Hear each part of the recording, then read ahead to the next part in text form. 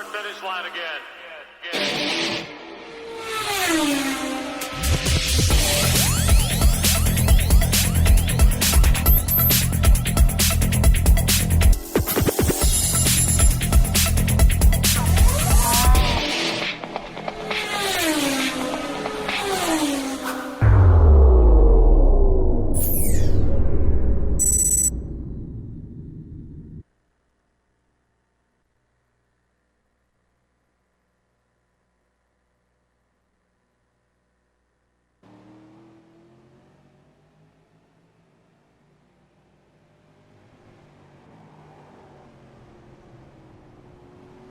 The rolling hills of Loudon, New Hampshire plays host to round 5 of the Torpedo Racing Touring Car Championship.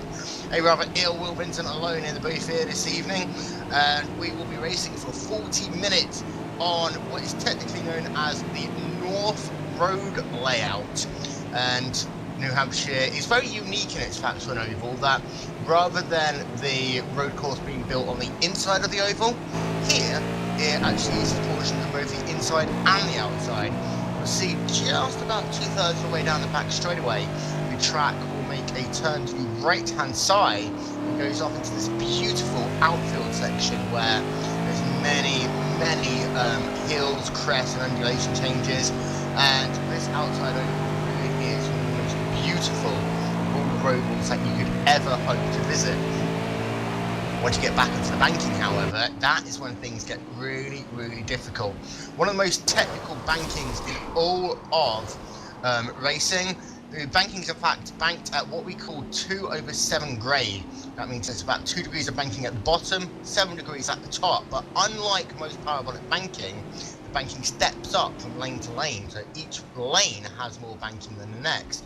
That means if you're trying to sweep out towards the wall or sweep down to try and make a pass, it will be very difficult for these drivers as the car will instantly try and snap loose on them.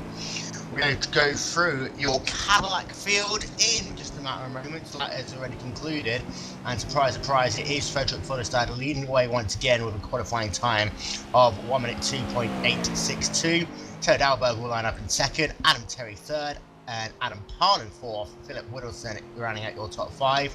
We'll run through your complete Cadillac field, and of course the V8 field in about a couple of moments time. The V8 drivers are currently on track as we speak. Brent Brokerman, of course, leading the way, trying to make it yet another victory in the Torpedo Racing Touring Car Championship. And Brokerman, we always see where he is in comparison to the Cadillac drivers. And if you disregard the number 42 machine of Edison Lima Jr., who is way off the pace, 3 seconds behind the slowest other Cadillac driver, all the way down 15th overall, then Brokerman is only 0.3 of a second behind the slowest Cadillac driver. And once again, a track like this, with some pretty long straightaways, it could play into an advantage, but New Hampshire is, of course, only a 1 mile oval, so you won't get the advantage here that we saw last season at Daytona International Raceway. The checkered flag is out, so drivers are on their final qualifying lap as we speak. Sebastian Nigel is currently coming around to go up the hill for his final qualifying lap. Nigel currently sat 4th over in the V8 class at the moment at a time of 1 minute 8.233. He's got half a second to make up. He was going to take that 3rd position in class away. Simon Hill is currently on track trying to set a qualifying time as we speak. And in fact, he does so there with a time of 1 minute 9.239. So he does get into the field here today. And Sebastian Nigel does improve his time, but still 10.5 a second behind Duncan Maris. So we're going to run through your grid then for round 5 of the Torque Racing Touring Car Championship. In row number 1, all Cadillacs at the front again. Frederick Follestad in the first position, 1 minute 2.862. Terry Dalberg will line up alongside him in row number 1 with a qualifying time 7 tenths of a second slower. Adam Terry and Adam Parr, the two Adams, line up in row number 2, 3rd and 4th positions respectively. Then Philip Whittleson and Stephen Coppins line up in row number 3.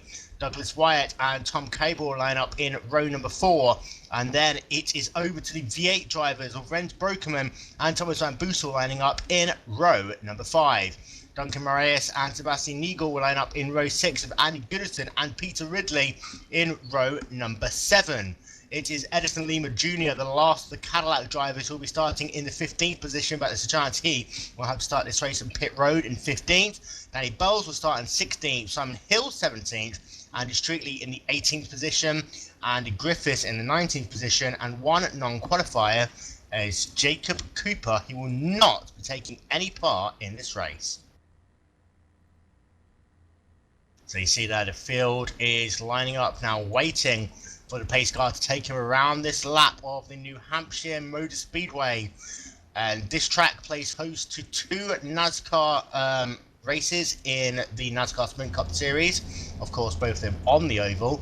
One race in the chase and one race not in the chase. It also played host to an IndyCar race last year, making its first trip to Loudon in about 13 years actually, and does play host to a number of different events as well. And this 1 mile track is always considered to be one of the most difficult ovals in the US racing calendar. However, add that road course into it and it gets even more difficult. We'll take you on a little bird's eye view with Frederick Follestad going around the first part of this pace lap. You see the pace car there pulling away now. Come down the front straightaway. It's a blind apex pretty much into turn number 1. You really can't see where your turning point is until you're right upon it. Make sure you go past those tyres on the exit pit road, hold it nicely there on the on the tarmac through turns number 1, 2 and 3, rejoin the banking, and you've got to be really careful there that you just get onto a lane and stick on it as you come down this short back straightaway for the left hand kick as we now leave the track and go onto the outfield. So that is turn number 4 and 5 negotiated. Turn 6 up this hill, sweeping uphill right-hander. Then at blind crest of the straightaway here, you've got to angle your car a little bit to the right-hand side. This is a really difficult corner here for turn number 8. You really want to put the power down, but you just cannot do so. The runoff area there will just put you into the trees or into the barriers. Then a very fast section of racetrack here. You really got to be holding your breath as you come through turn number 9, 10, and then down the hill. Turn number 11 is a very fast corner there. You see it just accelerating up, and then the pace car there, you see it now coming back onto the oval for turn number 12. One more corner, that is turn number 13. The pace car once again is going to make that turn down towards pit road. It is Follestad, Dalberg, Terry, Parnell, Wilderson, your top 5 in the Cadillac field, with Brokerman, Van Boosel, Marius, Nigel and Goodison, your top 5 in the V8 cars. The pace car pulls in towards pit road there, and round 5 of Torque Peak Racing Touring Car Championship on Glacier TV, it's green. Coming down towards turn number 1 for the first time, Follestad gets a good start, as does Dalberg. This is where the field will bunch up dramatically. Everyone's got through turn number 1. Take that back. It is Philip Whittleson there going wide in turn number 2, holding it nicely there, but he's pulled himself a lot of a gap to the cars ahead of him and bunched up everyone from Stephen Coppins all the way back, a little back further through the field. 2 wide to come down into the hairpin right-hand corner for the first time, and it looks like just about everyone can get through okay in the V8 field, but very tight close racing as they come down towards the carousel for the first time. But already Frederick Follestad is pretty much 2/3 of the way through the first lap, and it looks as though for the most part everyone is getting single file except Thomas Van Boosel, who's had a great first lap and is right on the rear of Rens Brokerman in the number 84 machine, and this is the battle for the V8 race lead. Coming onto the banking there for the first time is the V8 drivers. This is where you'll see a couple of drivers getting a little bit loose, and you see Van Boosel having a look to the inside as they come off that banking down the front straightaway back down into turn number 1. Lap number 1 is in the books. but Van Boekel is looking very racy early on here, and Broekman is looking a little bit cagey in that number 84 car, and this is not what we expect to see from Rens Broekman this early on in the race. A little bit further back, and it is Andy Goodison having a battle with Sebastian Nigel, and this is the battle for Duncan Marius there just T-boned off the track, and that was by Sebastian Nigel, I think, there in the number 13 machine, coming down into that big braking zone. And in fact, it was Nigel who punted Goodison, who in turn just clipped the rear of Marius, spinning him round into the tyre barrier. Goodison's got some damage to his rear of his car, and I'm having a look to see whether all the other drivers have been able to get back on track. It looks as though they have, but damage to the number 3 machine of Duncan Marius has lost himself a ton of time, and Sebastian Nigel also has lost himself quite a lot of time as well, and he's fallen all the way behind Danny Bowles in the number 91 machine. Van Boekel having a look once again down to the inside of Rens Broekman, down into turn number 1. Still not quite close enough to make a pass into that corner. It's very fast down into turn number 1. So you have to make sure you get a perfect line to really force the other driver offline as you do so. He's going to have another look here around the outside as they come down into turn 5, 6 and 7. He's looking around the outside. It gets very tight very quickly there. Van Boekel almost having to run into the grass, and Broekman there. Perfect defensive driving for him, and that was what able to keep him the first position in class. It's all going on in the VA class at the moment, but Peter Ridley, I have to say, he's inherited that third position, and he's keeping in touch with his Infinity Esports drivers for the moment. He's only about a second and a half behind, and while Van Boekel and Broekman continue to fight on track, it is allowing the likes of Ridley and Simon Hill to keep right on to the rear of this lead duo. Out front in the Cadillac field, it is Frederick Forrestad, your race leader. The gap between himself and Terry Dalberg is 1.7 seconds. Adam Terry is sat in the third position. Already pretty much the entirety of the Cadillac field has all spread out. And Van Boekel looking down to the inside once again, not able to make the move. He's looking inside, outside at every opportunity into these big braking zones. He had a great run in turn number 1, not quite able to do so, but once again, he's going to have the inside line into turn 5. Should be able to make it stick, and he almost collects on Broekman there as they come up the hill. But both drivers live to fight another day there, and that was very, very close running there between Boekel and Broekman. And Broekman is caught trying to keep that streak of wins going, and he really, really doesn't want to be T-boned off the track this early on in the race.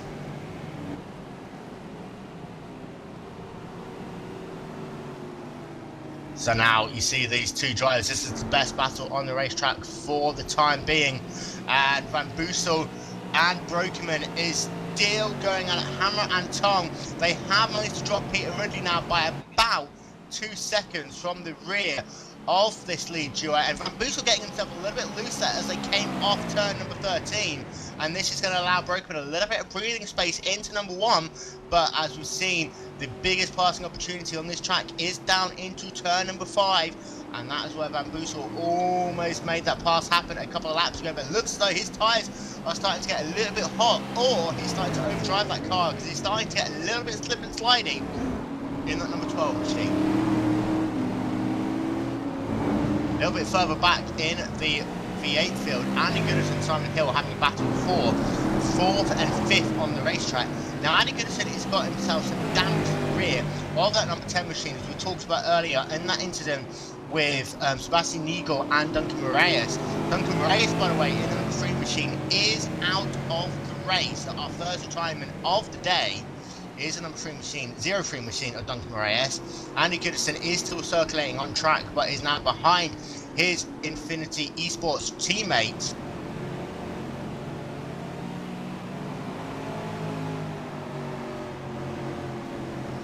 So this is still the battle for 4th and 5th on the racetrack behind Sebastian Nigel, Danny Bowles were pretty close on the racetrack, but Nigel has pulled out about a 2-second gap over Danny Bowles. It looks like he's struggling in that number 92 car for the time being. But Goodison right on the rear of Simon Hill for the moment. Van Boekel still looking to the rear of Rens Broekman. He gets oh so close coming into some of these braking zones, but then isn't being able to complete the job. And we know how good a defensive driver Broekman can be. They've got themselves some spinning traffic ahead of him. That is Stefan Coppins, number 81 machine, running all the way down to the inside there, avoiding this lead battle in the V8 class. He's going to feed in now in between Van Boekel and Simon Hill, and Stefan Coppins there in the number 81 car. Looks as though he just lost it as he came out of turn number 6, coming up the hill. Just put the power down a little bit too early, and that rear end just snapped him in that number 81 TFR machine. So your top 5 in each class then. Frederick Follestad is still your race leader with about 10 minutes complete here. Taylor Dalberg is in the 2nd position, Adam Terry in 3rd, Adam Parl in 4th, and Philip Whittleson in 5th. That is your Cadillac top 5. And your V8 top 5 is Rens Broekman from Thomas Van Boekel, Peter Ridley, Simon Hill, and Andy Goodison.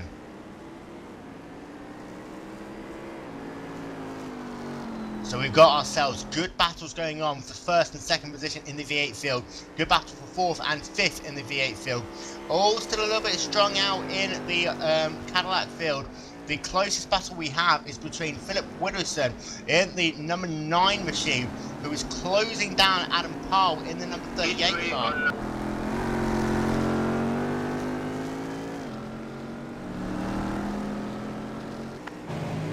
And Van Boekel still looking very close to Rens Broekman, having yet another look as we're trying to come down off, onto the banking once again, as we're trying to put lap number 7 in the books. But Rens Broekman really is looking strong here, but Van Boekel looking as though he's got trying to have a little bit of a match for him. And we're going to go on board with Thomas Van Boekel and just keep an eye as they come out of this first sweeping F section, coming onto the banking. This is where he starts to get really close and gain the time on Rens Broekman, and then they'll come up the uphill section. Just look at the commitment in that number 12 V8 machine.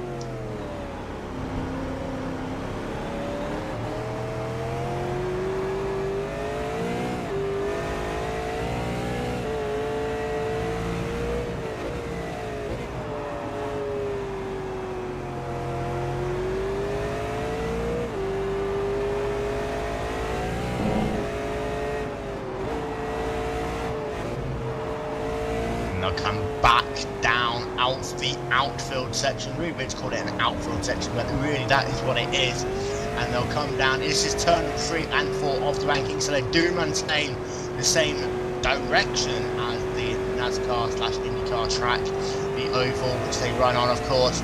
And coming past the start-finish line once again. We thought this race was going to be really, really dramatic, but it's looking as though in the V8 field we have got a little bit of action, but in the Cadillac field really has been really subdued from the start of this race. So the only battle we have is Philip Whittleson in the number 9 car, who is really catching Adam Parl in the number 38 machine. This is your best battle on the track. What a Cadillac driver will go on board with it for just a matter of moments. And Whittleson looks as though he's not got the speed as much on the bank section of the racetrack. In fact, he's using a very weird line, almost spinning it there. And Whittleson really losing out on the bank here. Hasn't managed to get that one working very well. But once again, into the twisty section of the racetrack, Whittleson is a lot faster than Adam Parl. So keep an eye on his progress there. We've still got ourselves a nice battle though. In fact, it's becoming a freeway battle now. This is Sebastian Nigel in the 5th position. So I take that back. It is Simon Hill in the 4th position. Who should say? Sebastian Nigel's just passed Simon Hill for the 4th position in the V8 class. Sorry about that. And then Simon Hill in 5th, Andy Goodison in the 6th position. So Sebastian Nigel coming back through the field after that moment earlier on in this race. Nigel's last lap time was 1 minute 10.682. Compared to Simon Hill, 1 minute 13, and Goodison at 1 minute 13, and Simon Hill going very wide down to turn 1. That is going to cost him 5th spot, and losing losing that position there to his Infinity Esports teammate, Andy Goodison, in the number 10 car. And just like that, Simon Hill cost himself about 4 seconds on the racetrack. He does blend back in behind Simon Hill, but as they'll do the concertina effect up the hill, you can see that as he's getting passed by Frederick Foddestad for the first time, he's going to go a lap down. That really did cost him here. Now he's going to have to hope that either Goodison or Eagle ahead of him make a mistake as Foddestad, and then the rest of the cars that are coming through start to slide their way past what is a very, very narrow racetrack.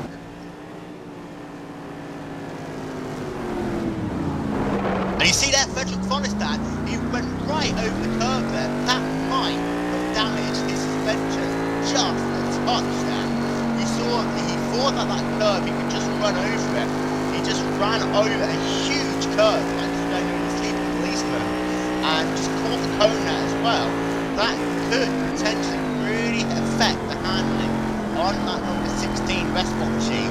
And Frederick Foddestad there, we're going to have to keep an eye on him to see whether or not he's going to be okay for the rest of this race. But I'll tell you what as well, Taylor Delbert, that previous happening to catch an entire 2 seconds on Frederick Foddestad. Now this is where this track really can come into its own, because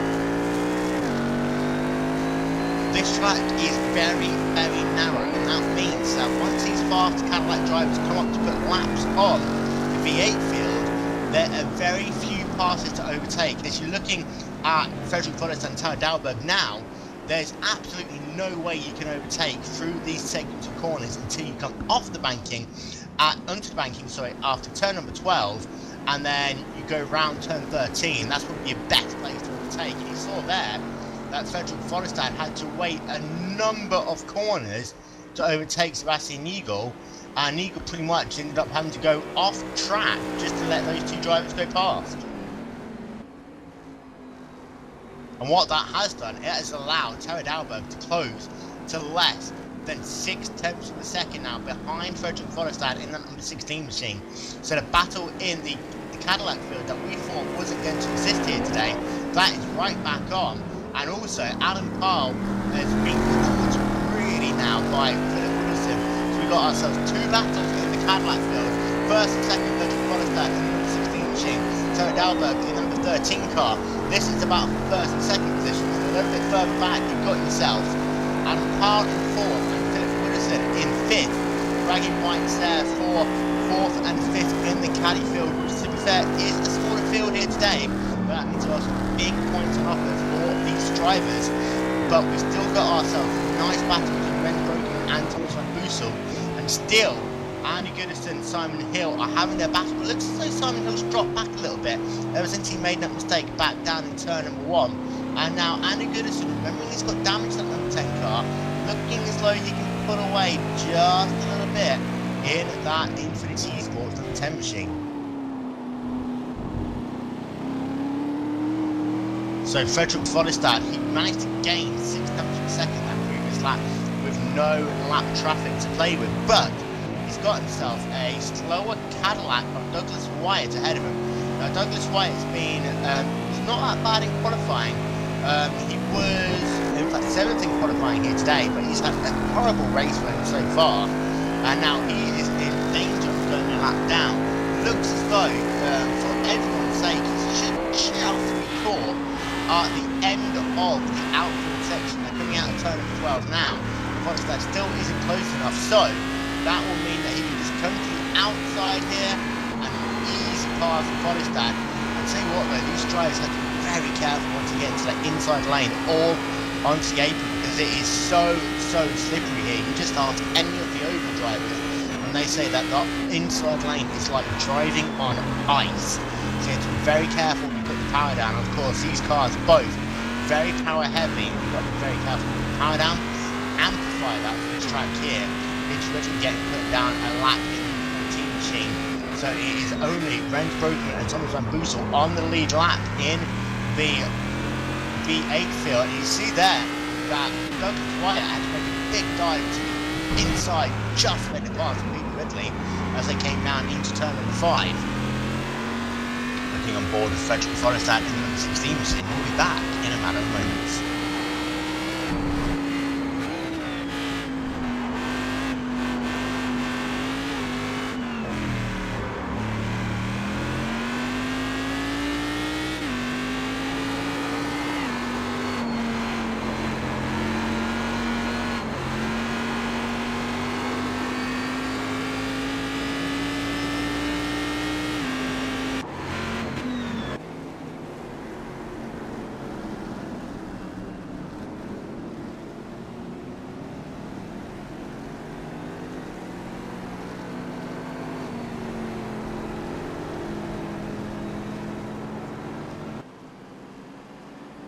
approaching halfway now in round 5 of the Talk Freak Racing Touring Car Championship on Glacier TV.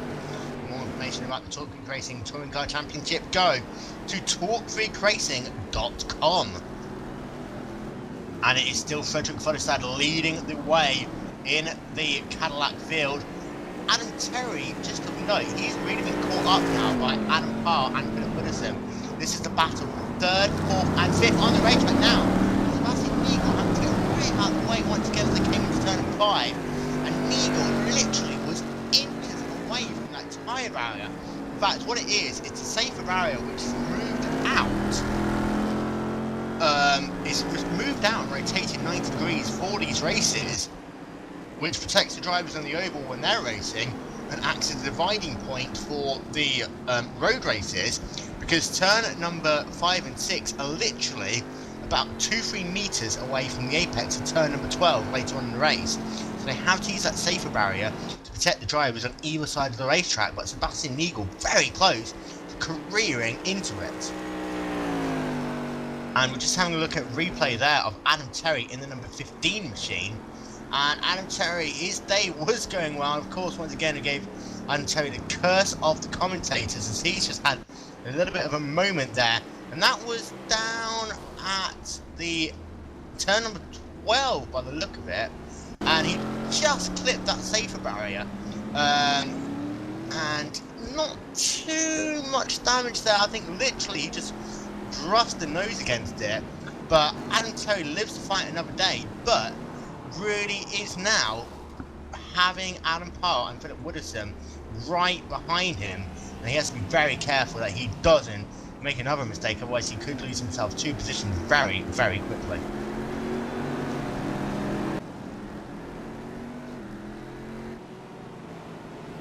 Some other drivers who we haven't talked about in this race so far. Tom Cable in the number 65 machine. He's currently riding in the 6th position in the Cadillac field. Now, Tom Cable isn't as regular to this series as some others, but he's doing a pretty good job at the moment. He's in that no man's land position in the Cadillac field, about 17 seconds behind the Terry Parr and Widdowson battle, but in about a 15-second advantage Stephen Coppins in the number 81 machine. So Tom Cable is doing a very good job there, currently riding in 6th in the Cadillac field, moving back to the V8 cars very quickly, and it is Andy Goodison versus Sebastian Nigel now in the number 10 and number 2 cars respectively, as they come out turn number 6 up the hill once again.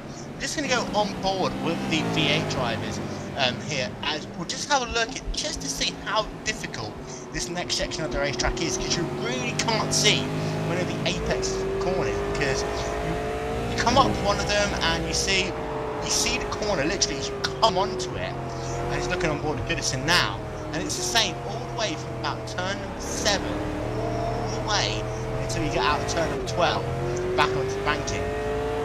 And in these cars that, you know, is affected by the draft and the dirty air quite a bit, it does make it very, very difficult. And of course, if there's a car who's just literally spun down on the inside of the racetrack, then it becomes even more dangerous as Douglas Wyatt pulls his number 43 car down in towards pit road. Let's see whether he's just getting himself a service, as it looks as though he is indeed doing. So Douglas Wyatt, who was 1 lap down, so he's getting some repairs done to that race car. It's very beat up on the right front, and we'll try and get an update as to what the cause of that was momentarily. Frederick Foddestad, however, looks as though he has got a ton of cars all around him at the moment, as he's getting very, very slidey as they go through turn number 2 and 3. Frederick Foddestad, who's just literally put a lap on a couple of his Cadillac compatriots, shall we say, namely Stephen Coppins in the number 81 machine and Stephen Coppins in the number 81 machine, who's now between himself and Terry Dalberg. And Coppins, he's having a difficult day, and this is not really expect him to be in that number 81 car. Not too much damage to that thing. We saw him have a moment earlier on, but did expect a little bit better from that number 81 machine. I'm sure the TFR driver would have anticipated a better result here today, but currently sat 1 lap down in the 7th position. Terry Dalberg, however, keeps on putting that pressure on Frederick Follestad, and we're seeing how Folly isn't that prone to making mistakes, but also when he does make them, how he finds it very difficult sometimes to overtake other drivers on very twisty tracks like this. So Terry Dalberg is going to have to keep on that pressure and see whether or not he can force Folly into a mistake there in that number 16 machine as they both overtake. As you see there, Terry Dalberg looking down to the side of Stephen Coppins, just passing him with Edison Lee there, also just diving out the way at the last second. Terry Dalberg is on fire at the moment, and he just overtakes both those lap cars immediately in turn number 5, but losing time once again now to Frederick Follestad in the number 16 machine. This has been the pattern of the day. Every time they come up around those V8 drivers, Terry Dalberg can close back up to the number 16 machine of Frederick Follestad, but then once again to clean air, Follestad on paper really is the faster driver here this afternoon.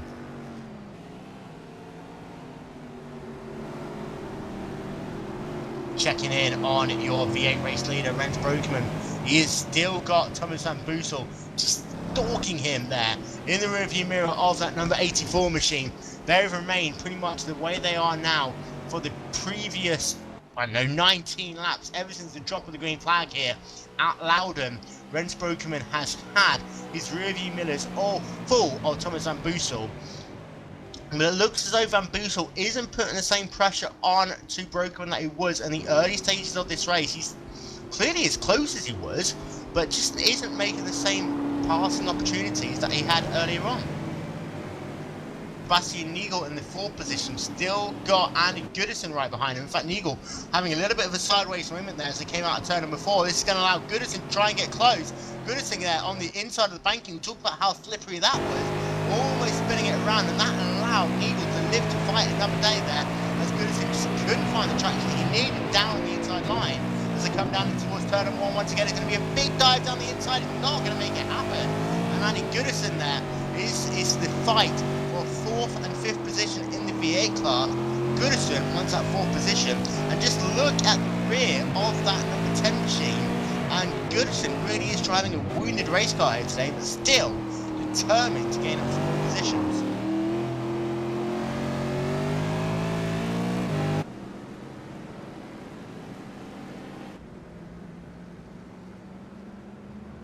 In the battle for 3rd, 4th and 5th position in the Cadillac field, it looks as though Adam Terry has been able to just eke that gap back out over Adam Parr and Philip Woodinson, as the number 42 machine of Edison Linia Jr.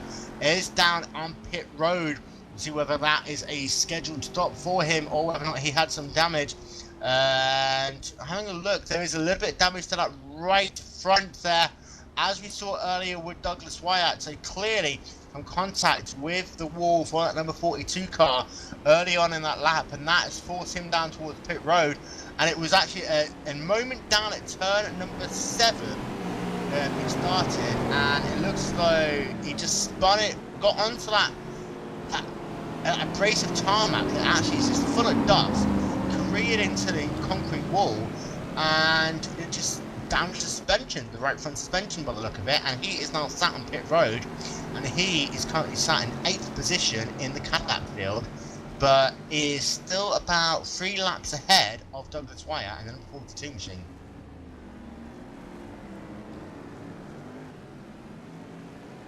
Frederick Follestad now eking the gap out to over 6 seconds over Terry Dalberg in the number 13 car, just putting another lap on Sebastian Nigel in the 4th position. And Andy Goodison's lost out there as the sequence of lap cars came up to put them a lap down once again.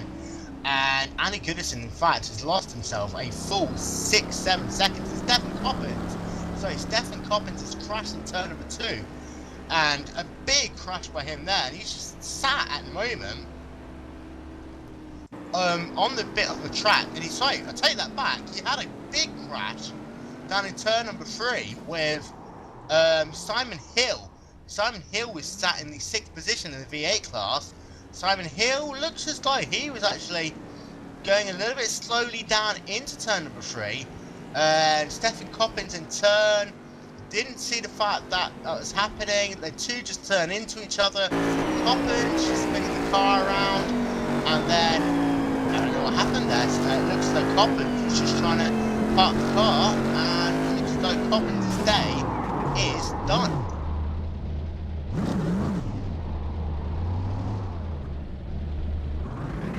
So we'll keep an eye out on Simon Hill at the 46 machine. Simon Hill, his car is damaged to the very core. You see that struggling to get the power down as it comes up the hill through turn number 6, and just no grip for him at all. He's really got some damage there to that car as Adam Terry just breezes past him. And this is going to be a very, very difficult place for him to be lapped by Renz Broken and Thomas Van Boosel down into 7 if you haven't got traction on your race machine. Simon Hill will keep an eye out on him, and the battle for the V8 lead is literally right ahead of him. This is still Renz Broken and Thomas Van Boosel battling for first and second position. But Simon Hill, we'll see whether he comes down towards pit road this time by. It looks like his car has still got some form of traction to it actually. Now that car's settled down a little bit, he is still able to drive it. He does miss pit road this time by, so he's going to be classified still in this 6th position by the look of it. But that battle ahead of him is developing, and also the battle ahead of him between Sebastian Nigel and Andy Goodison. I believe that these two just had a moment. In fact, no, I take that back. It's Nigel and Terry Dalberg there. Terry Dalberg spinning it there in a number 13 machine, and Sebastian Nigel pretty much had nowhere to go as it really does narrow up at that point of the racetrack. Nigel slowing down literally at no speed at all, still gets a little bit of damage to that front of the car, but able to carry on there. But Terry Dalberg, that is just going to be hugely disappointing to him, because he has really been a hard charger in this race here today, and now he's dropped back to 18 seconds behind Frederick Volstad in the Cadillac race lead, and we've got ourselves now less than 10 minutes left to go in round number 5 of the Torque Peak Racing Touring Car Championship here on Glacier TV, and we'll be back in just a matter of moments.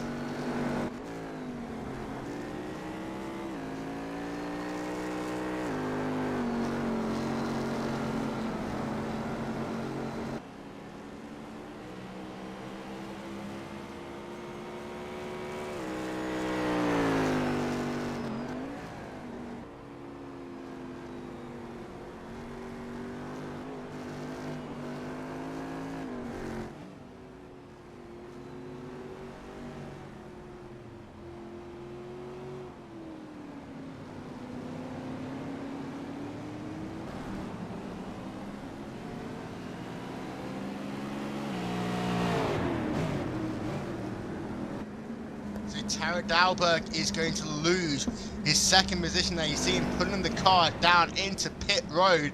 He's got some damage to that number 13 car that he has to get repaired. He has had the black and yellow flag flown by the race marshals, and he is going to be hugely disappointed there, as he's going to lose at least 3rd, 4th and 5th position to Adam Terry, Adam Pyle and Philip Widdowson respectively. Terry Dalberg, who, as I said just a moment ago, was really hassling Frederick Volstad at portions of this race, is going to be really disappointed with that manoeuvre, because he has been relegated to the 2nd position all the way back now to at least 5th spot, perhaps 6th position. We're keeping an eye on Tom Cable as he comes past the start finish line. Indeed, it looks as though he will in fact take 5th position away from Terry Dalberg in just a matter of moments time. So as we enter in the closing stages here of round 5 of the Torque Peak Racing Touring Car Championship, it is still Frederick Volstad, your race leader, but it is now Adam Terry who sat in the 2nd position. Let's not forget Terry had a moment earlier on as well, spinning it into turn number 12, just coming out of turn number 12 even, into the safety barrier. Terry Dalberg, his mistake wasn't as much until he got T-boned a little bit there by Nigel. Adam Pyle is in the 3rd position, Philip Widdowson is in the 4th. Keep an eye out to see whether in fact Cable does take to that 5th position from Dalberg. But then in the V8 field, we can say that it is still Renz Brokerman as your race leader, And Thomas Van Boosel in second, Peter Ridley in third, Sebastian Nigel in fourth, and Andy Goodison rounding out your top 5. And we have confirmation it is Tom Cable who will be sat in the 5th position for the time being. So Taro Dalberg now all the way down into the 6th spot. But having a look at our time, that is as low as he will pretty much go in this race, because Stefan Koppans in 7th is 6 laps down, and there's pretty much no way that you can lose 6 laps in the time left remaining here.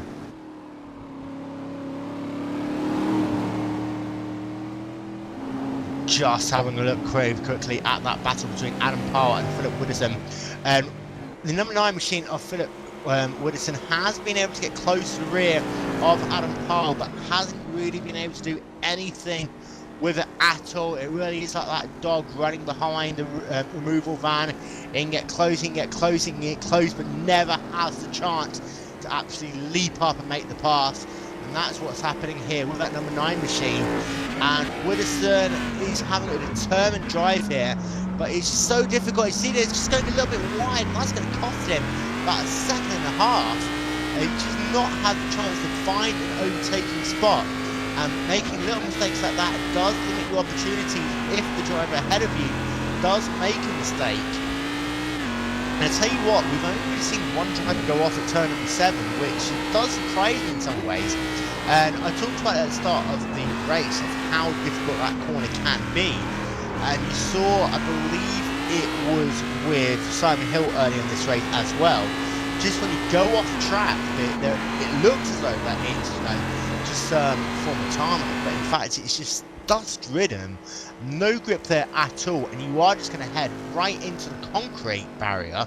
So there is no safer barrier at that portion of the racetrack, and it really can be dangerous and does a lot of damage to your race car. Now Frederick Follestad in the number 16 machine can pretty much come in towards pit road, stop, have himself a cup of tea, light himself a cigarette, go and have Sunday dinner, come back out and still be in the lead of this race. He's got himself a 34.5 second gap to Adam Terry in the 15 machine. If you want to know how long that is, Frederick Follestad just passed the start finish line about 7-8 seconds ago. Keep an eye out on Adam Terry, who is literally now coming into turn number 13, and Frederick Follestad is already coming up turn number 6, so down into turn number 7.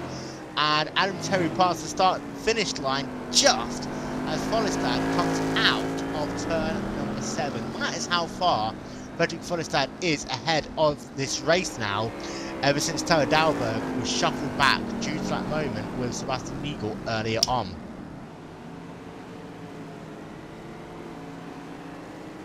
Rens Broekman is still your race leader in the V8 class, but Thomas Van Boosel looks as though he started to drop back just a little bit from Rens Broekman. Now I don't know if there's any team orders coming into play here, but it could just be that Van Boosel's just overworked his tyres just a little bit. And we know what happens when these tyres get too much temperature into them, they just fall apart, and it just feels as though you are driving on wet oil all the way around the racetrack. And Rens Broekman, he's of course had clean air in front of him all race long. Yes, he's had to drive defensively, but he's still been able to pick his lines. And Van Boosel's had to, go offline to avoid running to the rear of Broekman. He's had to, take different lines in. He's had to try and force overtaking manoeuvres. And those tyres might be shot in the number 12 machine. And that speedy refrigeration car looks as though he has just dropped behind by about a second and a half for the time being now. Unless he's trying to cool those tyres just before the last couple of laps of this race to see whether he's had the opportunity to gain something back. So we've got a lap down once again by Frederick Follestad.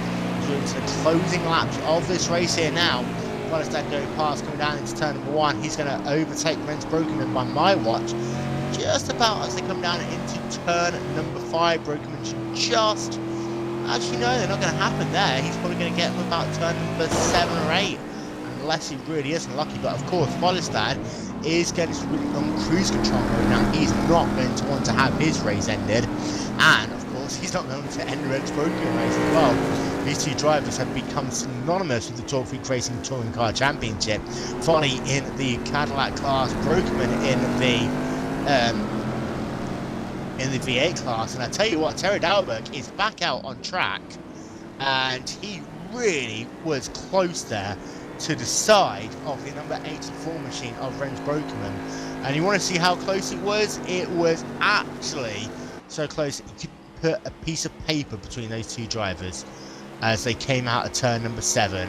Really, really close. But I mean, at the end of the day, both drivers can get through it. No harm, no foul, nothing to happen there. We've got an update that Philip Wooderson has had contact with a V8 driver in the number 9 machine off track there, and I think that was Andrew Strickland. He's got that distinctive livery. In fact, no, I take that back. It is Andy Griffiths there, coming down into turn number 10. These blind crests that we keep on talking about. Looks as though that Wooderson just tried a big move down into the inside. So they came into 11, just caught him a little bit there, and really got bad.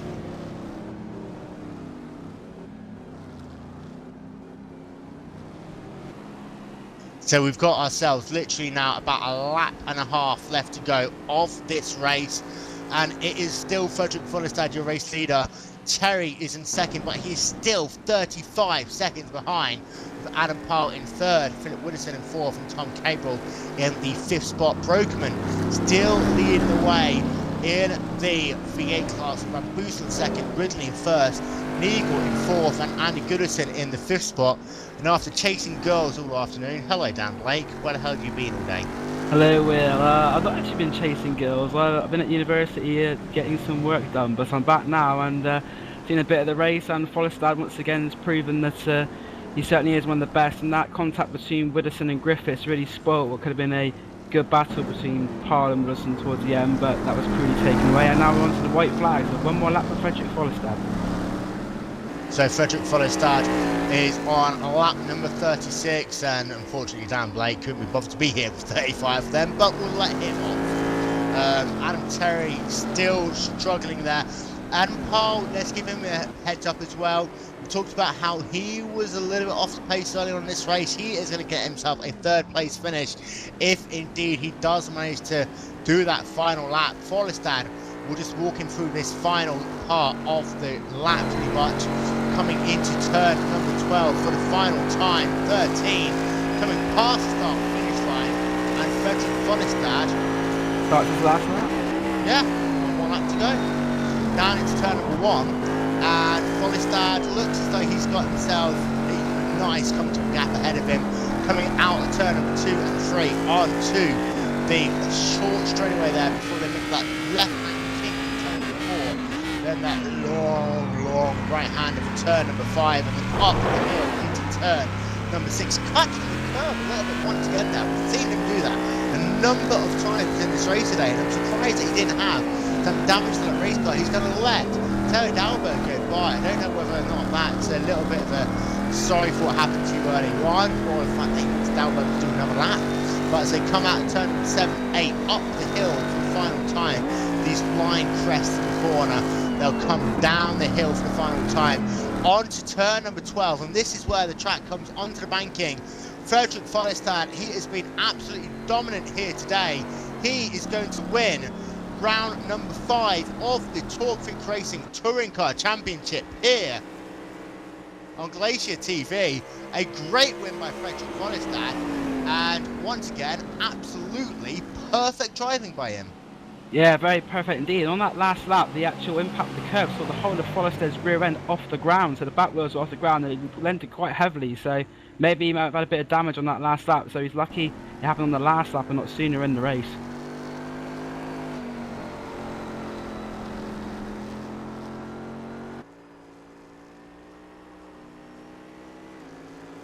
And unfortunately, I can't see a thing that's going on, so thank God you're here. Dan, carry on.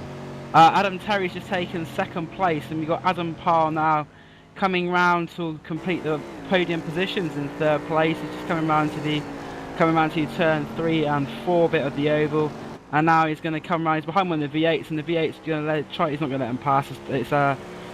He's through again, but that's third place for Parle, and that is all the cars that finished on the lead lap. Just Frederick Follestad, Adam Terry and Adam Parle leading the V8s was Renz Brokeman with second place Thomas Van Boezel, and a third place finish for Peter Ridley. So that's the end of the racing here at New Hampshire. Back to you, Will. Yeah, I would ask you who your driver of the race was, but you weren't here for most of it, so you wouldn't be able to give me a decent answer. But who is your driver of the race? I'd say Frederick Follestad. He's once again proven what he can do, really. But also Peter Ridley in the V8 is a good podium for him. I know he's not had the best of results recently, but a third place, that's a good result for Peter, so he'll be my V8 driver of the day. You see, normally I'd give myself a driver in the Cadillacs and a driver in the V8. However, in my opinion, this race was a bit of a bore fest in the Cadillacs here today. Unfortunately, it just seemed as though this track wasn't designed for them. So I'm going to take Thomas Van Boezel for the fact he was able to keep within 2 seconds of Renz Brokeman pretty much all race long. And then I'm going to give Andy Goodison in the number 10 machine for the fact that he had himself a highly damaged race car. Just look at that left rear. Look at the damage crumpled to that, and he was still able to really press on to get himself a top 5 finish. So really good job by him. So we'll run through your final race results here at Loudon, New Hampshire Motor Speedway. It is Frederick Follestad who takes the race win. In the number 16 machine, Adam Terry finishes second. Adam Parle in the third position. Philip Widdowson in fourth. Tom Cabral in the fifth spot. Tara Dalberg in sixth, Renz Brokeman in seventh, Thomas Van Boezel, sorry, I'll take that back completely. It's Tara Dalberg in sixth, Edison Lima Jr. in seventh, Douglas Wyatt Stephen Coppens in eighth, Douglas Wyatt in ninth, and then in the V8 class, this is what happens when you can't see a thing. It is Renz Brokeman from Thomas Van Boezel, Peter Ridley in third, Sebastian Nigel in fourth, Andy Goodison in fifth, Simon Hill in sixth, Andy Griffiths in seventh, Andy Streetley, Danny Bowles, and Duncan Moraes rounding out your V8 field, I think. Yeah, you got that right there, Will. So top marks for you there. And I would say, don't forget that the Talk Freak Racing Touring Car Championship will be back in 2 weeks' time, because it is back in 2 weeks' time. However, I have absolutely no idea of where it will be, because I can't see anything. Not sure either. I haven't had a chance to look, but wherever it's Actually, it does still exist. I can try and find out. But what we'll do in the meantime, while I'm messing about with buttons and doing everything, Mr. Tara Dalberg, you had yourself a very interesting race. At one point, you were able to close right up to the rear of Frederick Follestad. In fact, almost make a bid for glory down into turn number 5. But it looks as though that you had just a couple of minor issues, and that incident down at turn number 5 of the V8 car just put an end to your race pretty much. Yeah, that's pretty much what happened. I was kind of surprised to be so close to Fred in terms of pace. Maybe he had some sort of problem. He jumped a curb, I think, on the second lap. Maybe there was some damage, I don't know. But yeah, I lost my chances when I had to pit for repairs. And it looks as though, it was very difficult to overtake the V8 drivers on the outfield section of the racetrack. And was it just a case of having to be patient and then make some big moves into, say, turn 5, turn 1, turn 5, and turn 12? Or was it a case that it was actually not that difficult to overtake after all? I think I got a bit lucky. There wasn't really, I can't remember any case where I felt like I was really stuck, because they either gave room kind of suddenly, or then just one of those lucky timing things that I didn't really have to lift or brake or anything until we got to the oval side. And being able to put that pressure on Frederick Follestad, were you hoping that he would make a mistake, or was it just a case of, getting close to him and seeing what could happen from there? Well, that was really my only chance to hope he would make some mistakes, which he hasn't made any really, I think, this season. But it was really difficult track, So I was kind of expecting or hoping that he would do some mistakes, and actually he did. But yeah, I also did some mistakes and wasn't just lucky.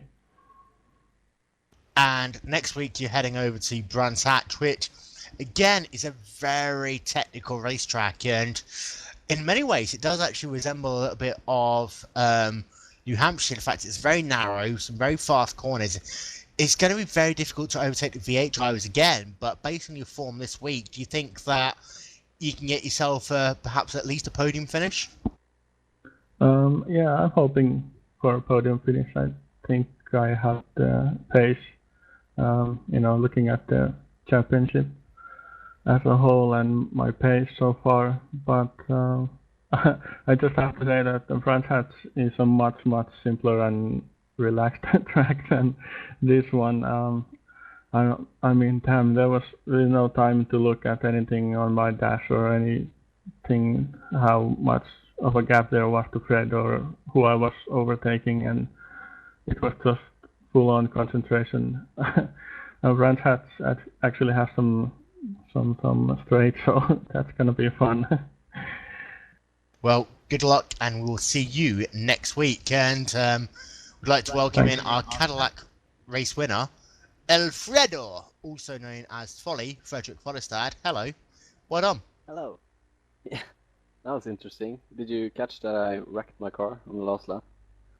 Yeah, that wasn't the first time that happened that as well. You had a big moment down by the looks of it in turn number 12 on about lap 4 by the looks of it, where you got all 4 wheels onto that big curb with the cone in the middle of it, and you just jumped into the air a little bit. Were you trying to do a bit of off-roading, or was it just a case of seeing how much you could damage your race car? No, I was just looking to see if, I think it was, I don't remember who it was. It was a V8, just seeing if I could persuade him to take the wide line through there, and he didn't. So I locked up and went over. Actually, that didn't damage the car. It just changed the force feedback a little bit. And how tough was that race for you?